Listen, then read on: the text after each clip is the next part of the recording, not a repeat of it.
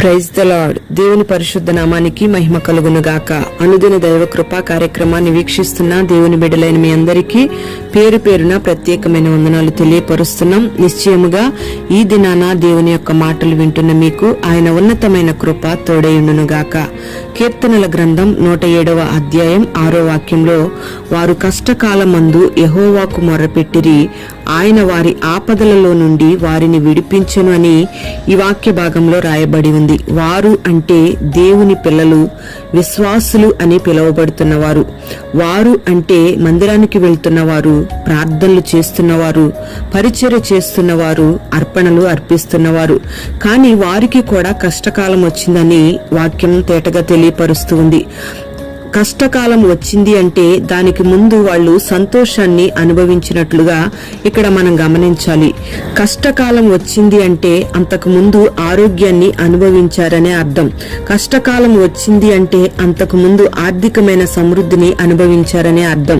కష్టకాలం వచ్చింది అంటే అంతకు ముందు గొప్ప సమాధానాన్ని వాళ్ళు అనుభవించారనే అర్థం. ప్రియ దేవుని బిడ్డలారా, గమనించాలి. ఏ సేవకుడికైనా, ఏ క్రైస్తవుడికైనా, ఏ విశ్వాసికైనా కొంతకాలం కష్టకాలం ఉంటుంది, కొంతకాలం ఆరోగ్యం ఉంటుంది. మరి అలాంటి పరిస్థితుల్లో లోకస్తులైతే చనిపోవాలని ఆలోచన కలిగి ఉంటారు. ఇక నా కర్మింతే అని మాట్లాడుతూ ఉంటారు.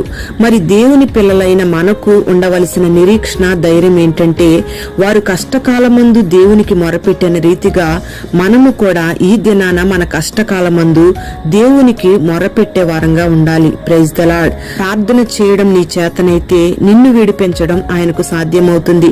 నువ్వు కన్నీరు విడవడం నీకు చేతనైతే నీ కన్నీటిని నాట్యంగా మార్చడం ఆయనకు చేతనవుతుంది. నువ్వు చేతులెత్తడం నీకు చేతనైతే నీ చేయి పట్టుకుని నడిపించడం ఆయనకు సాధ్యమవుతుంది. మరి నీకు కలిగిన నీ కష్టకాలంలో నువ్వెందుకు కృంగిపోతూ ఉన్నావు? నువ్వెందుకు ధైర్యాన్ని కోల్పోతూ ఉన్నావు?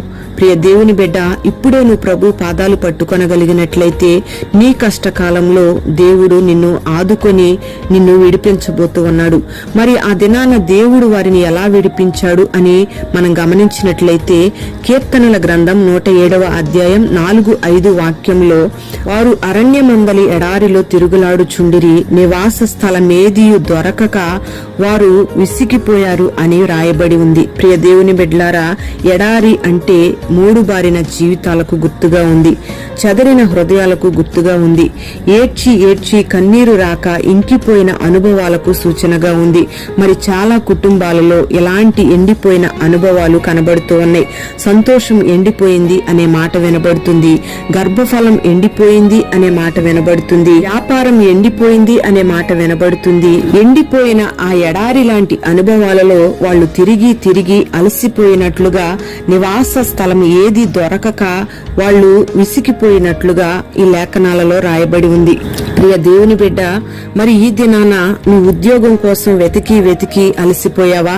వ్యాపార ప్రయత్నం చేసి నువ్వు విసిగిపోయావా? వ్యవసాయ రంగంలో నువ్వు విసిగిపోయావా? వివాహ ప్రయత్నం చేసి ఏమీ దొరకక నువ్వు వేసారిపోయావా? మరి నీ జీవితంలో చేసిన ప్రయత్నాలేవి ఫలించని అనుభవాలలో నువ్వు కొనసాగించబడుతూ ఉన్నావా? ఇక నా కర్మింతే అని కుమిలిపోతూ ఉన్నావా? ప్రియ దేవుని బిడ్డ, ఈ దినాన దేవుడు నీ కొరకు మాట్లాడుతూ ఉన్నాడు. మరి ఇలాంటి పరిస్థితుల్లో దేవునికి నువ్వు మొరపెట్టినట్లయితే దేవుడు అద్భుత రీతిగా వారిని విడిపించినట్టు నిన్ను విడిపించబోతూ ఉన్నాడు. దేవుడు వారిని విడిపించడమే కాదు గాని 107వ కీర్తన 7వ వాక్యంలో రాయబడిన మాట ప్రకారం, వారొక నివాసపురం చేరునట్లు చక్కని త్రోవను వారిని నడిపించును అని రాయబడి ఉంది. ప్రియ దేవుని బిడ్డ, మరి ఈ సంవత్సర ప్రారంభ దినాల నుంచే దేవుడు నిన్ను ఒక నూతనమైన మార్గాలలో నడిపించబోతూ ఉన్నాడు. చక్కని త్రోవలో నిన్ను నడిపించబోతూ ఉన్నాడు. నీ ఉద్యోగంలో, వ్యాపారంలో, నీ చేతి పనులన్నిటిలో నిన్ను చక్కని మార్గాలలో నడిపించబోతూ ఉన్నాడు. ఒక స్థిరమైన నివాసపురం చేరేటట్లుగా దేవుడు వారిని ఏ రీతిగా నడిపించాడో ఆ రీతిగా ఈ సంవత్సరం అంతా కూడా దేవుడు చక్కని మార్గాలలో నిన్ను నడిపించబోతూ ఉన్నాడు. నడిపించిన తరువాత వారు చేసిన పని ఏమిటంటే, 107వ కీర్తన 8వ వాక్యంలో, ఆయన కృపను బట్టి నరులకు ఆయన చేసిన ఆశ్చర్య కార్యములను బట్టి వారు యెహోవాకు కృతజ్ఞతాస్తుతులు చెల్లించిరి అని వ్రాయబడి ఉంది.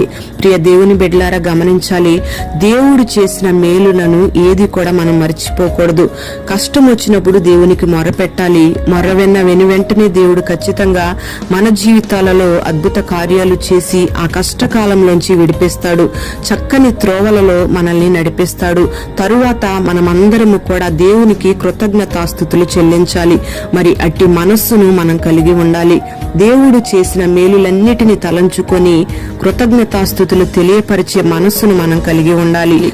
మరి ఈ సంవత్సరం అంతా కూడా నూతనమైన మార్గాలలో నూతనమైన మేలులతో దేవుడు నిన్ను నింపి నడిపించబోతూ ఉన్నాడు. మరి అట్టి కృపను దేవుడు నీకు అనుగ్రహించునుగాక. ప్రార్థన. పరిశుద్ధుడైన తండ్రి, ప్రేమ కలిగిన దేవానికి స్తోత్రం చెల్లిస్తున్నాం. ఈ దినం ఈ మాటలు విన్న నీ బిడ్డలందరినీ కూడా మీరు ఆశీర్వదించండి. నీ బిడ్డలు ఎవరైతే కష్టకాలంలో ఉండి నీకు మొర పెడుతున్నారో, నీ బిడ్డలు పెడుతున్న ప్రతి మొరను మీరు ఆలకించండి.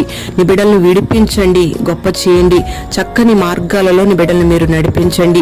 మీరు చేసిన మేలులన్నిటికీ ప్రతిగా నీ బిడ్డలు కృతజ్ఞతలు తెలియపరుస్తూ నీకు సాక్షులుగా జీవించడానికి మీరు సహాయము చేయండి. ఈ సంవత్సరం అంతా కూడా తిన్ననైన మార్గాలలో, చక్కని మార్గాలలో, స్థిరపడే మార్గాలలో మీరు నడిపించి మేలు చేయమని, అట్టి ఘనమైన కార్యాలు నీ బిడ్డల జీవితాల్లో చేసి నీ బిడ్డలను ఆదుకొని మహిమ ఘనత ప్రభావాలు మీరు పొందుకొనమని, ప్రతి బిడ్డను మీరు ఆశీర్వదించమని యేసు నామములో అడుగుచున్నాము తండ్రి. ఆమేన్.